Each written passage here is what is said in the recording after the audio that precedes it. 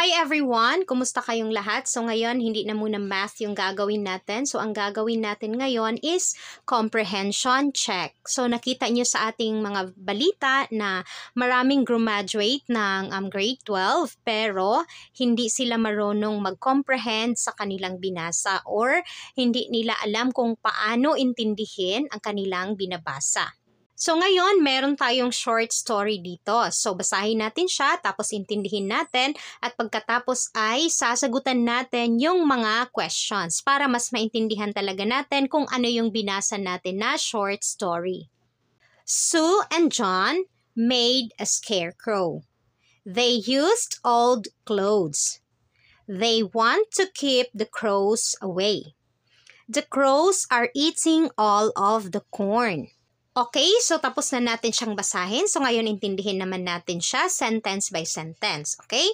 So Sue and John made a scarecrow. So si Sue daw at si John gumawa sila ng scarecrow. Okay? So kung hindi nyo alam yung scarecrow, meron tayong picture dito sa gilid. Ayan, ganyan ang mukha ng scarecrow. So ito yun siyang parang tao na nilalagay natin sa ating mga taniman. Okay? So ang purpose niya is para nga sa mga crows para hindi sila lumapit. They used old clothes. Ang ginamit daw ni Sue at ni John sa paggawa ng scarecrow ay mga lumang damit or mga old clothes. They want to keep the crows away. Okay, so gumawa daw sila ng scarecrow kasi gusto nila na wag lumapit yung mga crows.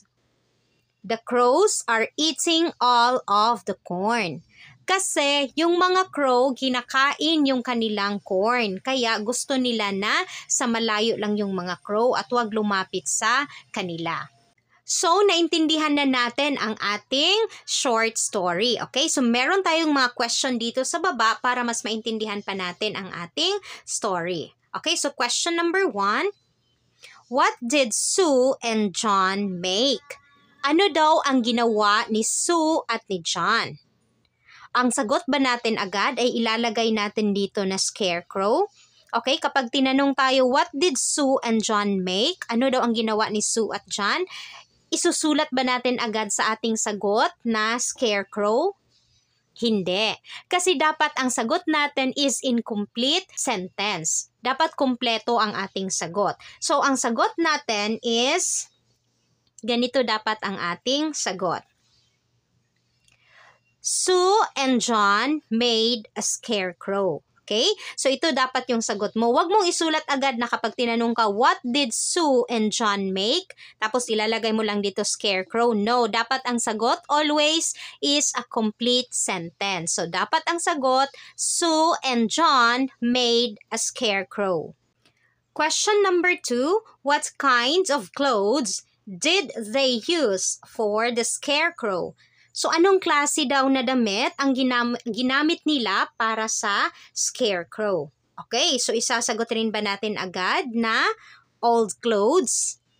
Hindi rin. So, dapat complete sentence talaga. So, ang sagot natin dapat is, they used old clothes for the scarecrow. So, ganito dapat ang sagot ha. Hindi dapat na isusulat mo lang dito agad na old clothes. Okay? Complete sentence ang sagot.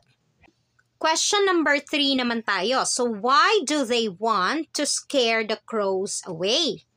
Bakit gusto daw nila na lumayo yung mga crows, lumayo sa kanila? Okay, so ano yung dapat ang sasagot natin? Okay, so ito yung sagot natin.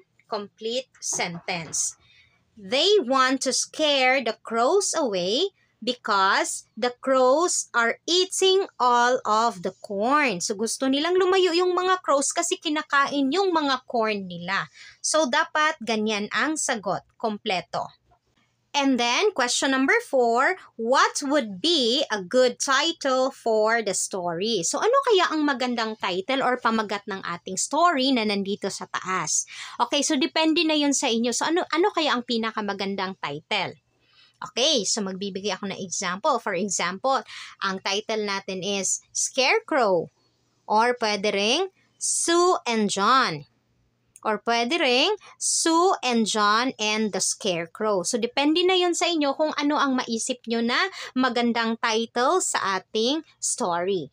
Okay, so ayan, napakadali lang naintindihin yung ating short story, no? So, isa-isahin nyo talaga siya pagkatapos intindihin nyo para masagutan nyo ang mga questions. But remember na ang mga sagot dapat is naka-complete sentence. So, dapat kumpleto talaga ang inyong sagot. Okay, so that's all for today's video, guys. See you on our next comprehension check. Bye!